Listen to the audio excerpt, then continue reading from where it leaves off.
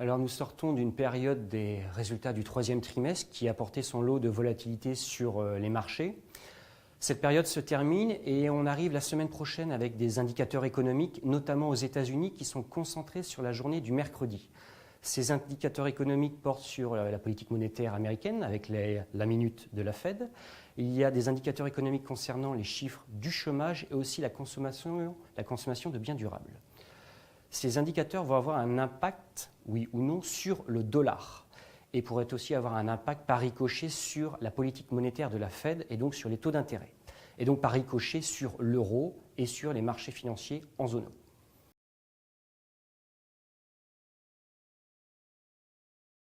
Alors quand on regarde dans l'ensemble, on s'aperçoit qu'en termes de valorisation, les valorisations étaient assez tendues et que la publication des résultats du troisième trimestre a été assez sévère pour certaines entreprises.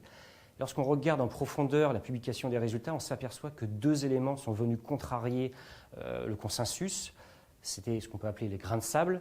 Ce sont les effets de devises, notamment la hausse de l'euro par rapport au dollar, qui a un impact négatif sur les bénéfices par action de certaines entreprises en zone euro qui ont une volonté d'exporter, et aussi la hausse des matières premières, qui ne fait plus partie de ce qu'on appelait l'alignement des trois planètes. Et donc, les variations sur les matières premières et sur les devises vont continuer à être suivies par les opérateurs de marché puisqu'elles ont un impact assez important sur le consensus.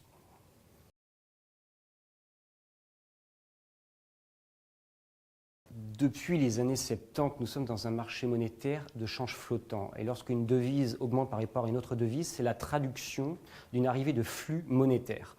On a eu l'arrivée de beaucoup de capitaux en début d'année, et notamment après l'élection présidentielle en France, qui ont entraîné une hausse de l'euro.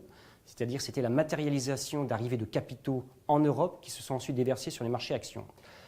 On s'aperçoit actuellement que la hausse de l'euro, qui n'est rien d'autre que la matérialisation de l'arrivée des capitaux en Europe, va aller s'investir sur les marchés obligataires et notamment sur les dettes souveraines.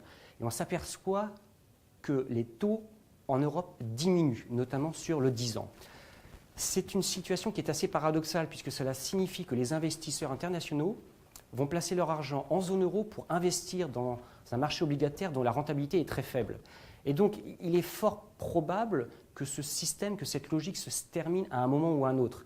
Et donc, il y a de plus fortes chances que l'euro soit actuellement à des niveaux point hauts et qu'il corrige ensuite par rapport au dollar, puisque nous sommes bien évidemment dans une situation où la politique monétaire aux États-Unis veut augmenter graduellement les taux d'intérêt, alors qu'en Europe, nous n'y sommes absolument pas.